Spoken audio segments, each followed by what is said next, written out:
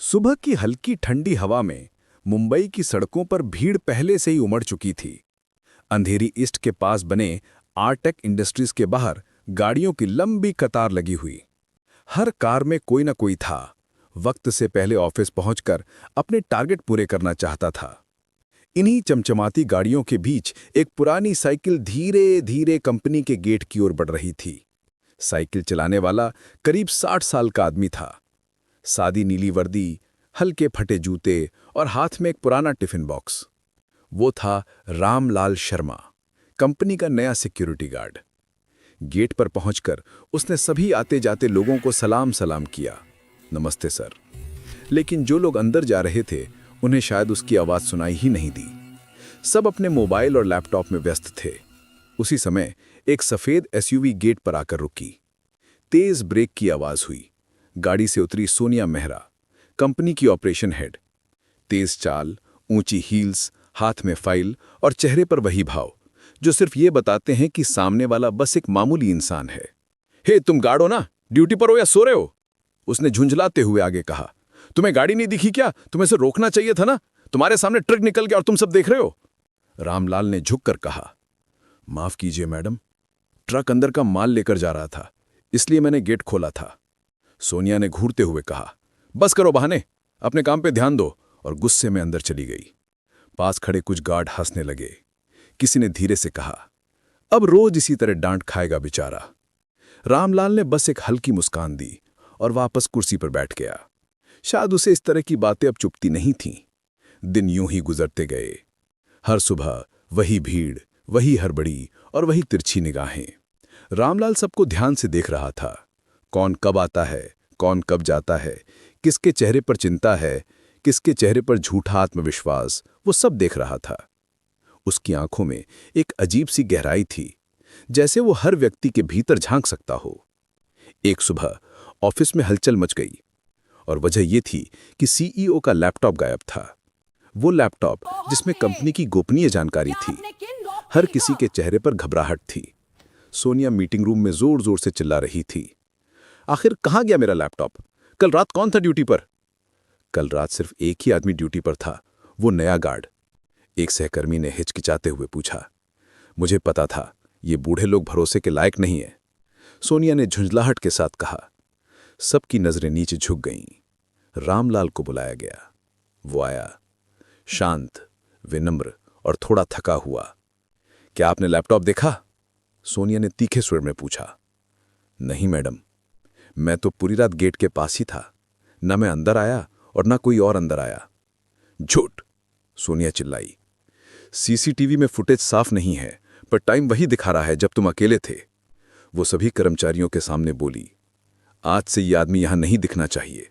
इस चोर को काम से निकालो। सोनिया ने रामलाल से मुंह फेर लिया। सभी खामोश रहे, कोई कुछ नहीं बोला।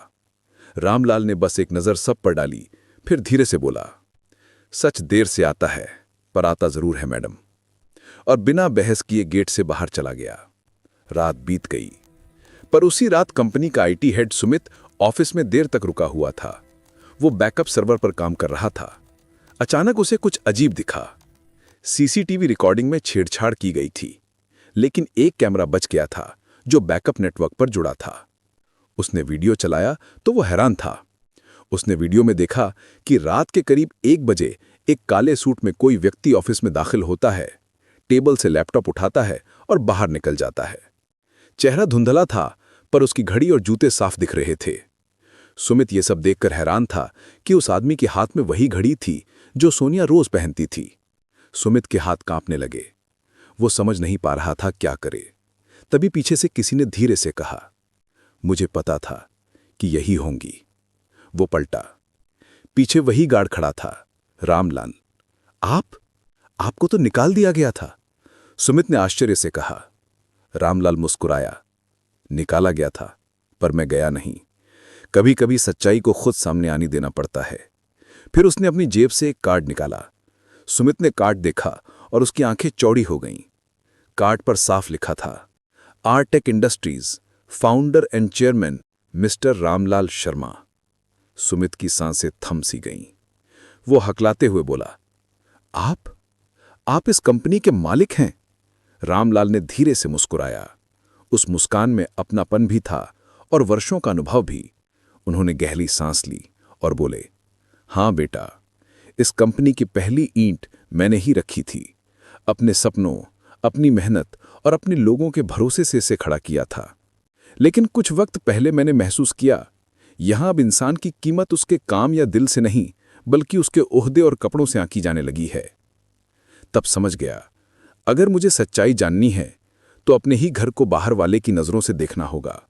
वो कुछ पल रुके, फिर बोले, मैं गार्ड बनकर आया था ये समझने कि क्या इस जगह में अब भी इंसानियत बाकी है या सब कुछ सिर्फ चमक दमक तक सिमट गया है। सुमित सब समझ गया। उसकी आंखें भर आईं। वो कुछ पल तक चुपचाप रामलाल को देखता रहा, जैसे उसके सामने कोई साधारण इंसान नहीं बल्कि एक जीवित प्रेरणा खड़ी हो। उसके मन में भावनाओं का सागर उमड़ पड़ा। जिस व्यक्ति को वो अब तक एक साधारण बुजुर्ग समझता था, वो असल में उस साम्राज्य का निर्माता था जहां सुमित खुद रोज काम करता था। सुमित ने कांपती आवाज में कहा, सर, नहीं, अब तो मुझे आपको सर कहना भी छोटा लग रहा है। आपने मुझे आज ये सिखाया कि असली महानता पद या पहचान में नहीं, बल्कि विनम्रता और सच्चाई में होती है। रामलाल ने उसके कंधे पर हाथ रखा और मुस्कुराकर बोले, बेटा, अगर मेरी एक बात तुम्हारे दिल में जगह बना पाई तो समझो कंपनी का भविष्य सही हाथों में है। अगली सुबह पूरे ऑफिस को मीटिंग के लिए बुलाया गया। सब बैठे थे, माहौल भारी था। सोनिया बार बार घड़ी की ओर देख रही थी। उसके ठीक सामने कंपनी के सीईओ अरविंद मेहरा बैठे थे। तभी अचानक दरवाजा खुला। अंदर आया वही गार्ड, लेकिन आज वो नीली वर्दी में नहीं था, सूट, टाई और आत्मविश्वास से भरी आंखों के साथ। सब हैरान रह गए। अरविंद खड़े हुए, मुस्कुराए और बोले, दोस्तों, मैं आपको मिलवाता हूं मिस्टर रामलाल शर्मा से, जो इस कंपनी के फाउंडर हैं। कमरे में सन्नाटा छा गया। सोनिया का चेहरा सफेद पड़ गया। रामलाल ने कहा, कल जो लैपटॉप ऑफिस से चोरी हुआ था, उस चोर का पता हमें मिल चुका है। सोनिया के माथे पर पसीने की बूंदें चमकने लगी थी। उन्होंने सोनिया की ओर देखा और शांत स्वर में कहा, लैपटॉप आपके बैग से मिला है मैडम। आप शायद भूल गईं कि सच्चाई छिपाई नहीं जा सकती। सोनिया के होंठ कांपने लगे। वो कुछ बोल नहीं पाई। रामलाल जी ने सोनिया को बाहर निकालने के लिए सिक्योरिटी से कहा। सिक्योरिटी उसे धीरे धीरे बाहर ले गई। कमरे में अभी भी सब स्तब्ध थे। रामलाल ने धीमे स्वर में कहा, कभी किसी इंसान को उसके कपड़ों से मत परखो। सच्चाई का वर्दी या ओहदे से कोई लेना देना नहीं होता। इंसान बड़ा अपने पद से नहीं, अपने कर्म से होता है। उन्होंने मुस्कुराकर सीईओ की ओर देखा और बाहर निकल गए। गेट से निकलते वक्त हवा में हल्की ठंडक थी।